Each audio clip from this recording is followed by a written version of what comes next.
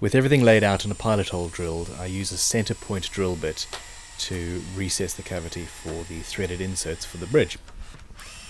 The center point drill is basically to cut down on any grain tear out and ripping that you might have.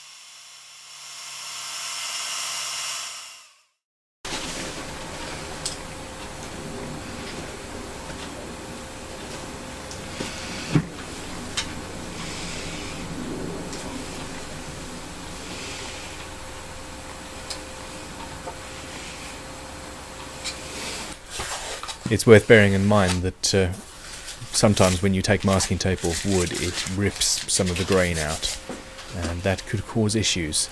Bubinga, not so likely. Now, we need to run an earth cable between the bridge and, of course, the strings, and into the control cavity. And a lovely long, thin drill bit helps do that.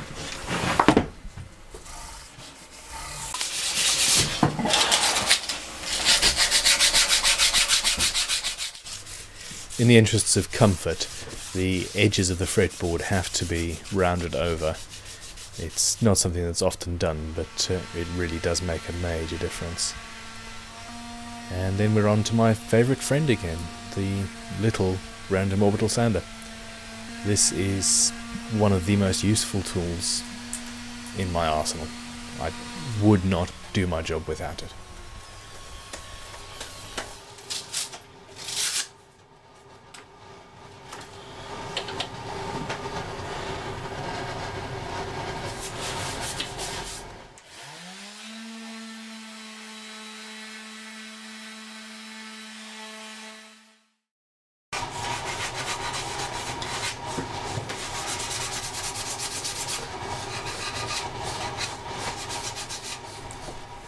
On top of making the guitar comfortable, when you are planning on lacquering an instrument, you do not want any hard edges. You have to round everything over. Otherwise, when your lacquer goes on, you will end up with a very thin spot at the end and it cracks. The smallest dent will crack your lacquer and give you problems. This goes for around the control cavities, pickups, etc. Round everything over a little. Okay, she is sanded down to perfection.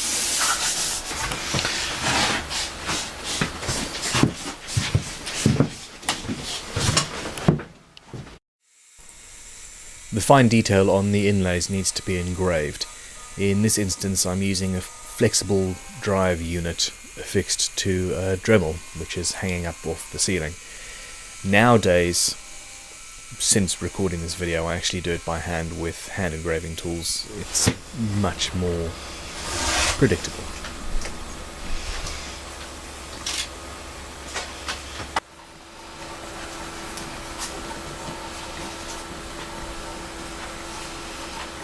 Entirely sanded, prepped, masked off, and ready for lacquering. I say that, I see something else that just needs to be done. But to all intents and purposes, we're sorted.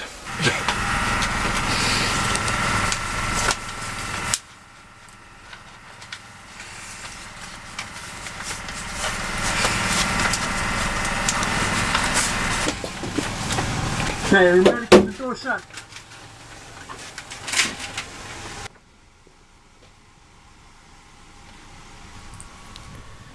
There's no way that I can, in this video, walk you through the finishing process.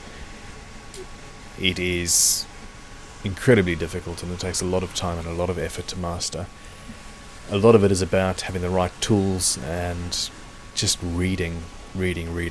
I will do a video or 2 or 3 on the subject in the future. Before you can apply any lacquer, every single part of the instrument that is going to be sprayed has to be rubbed down with a tack rag. This removes any dust and foreign bodies, etc. that's sitting on there. The last thing you want to do is lacquer in a fly or an eyelash. That way lies madness and refinishing again and again. Not a good use of anyone's I time. forgot something.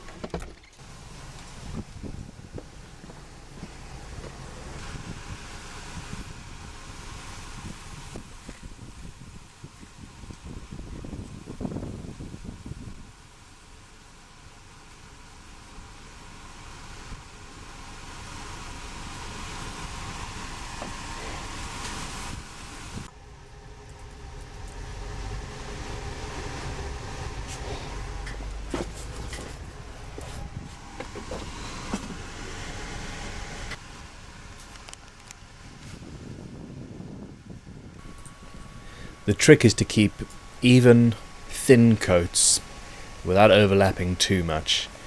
It's better to go back and do another coat, etc., and build it up slowly than to put too much on and create runs and just give yourself much more work to do at the rubbing down stage.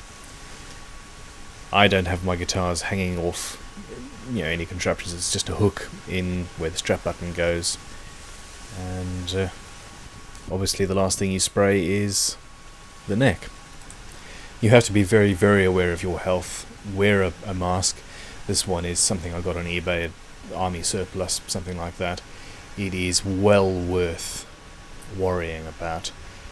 At this point I shouldn't be wearing a short-sleeved shirt. The overspray is getting all over my arms and I had a headache after shooting this. And don't do what I do. In the end, all I can say is practice and be gentle.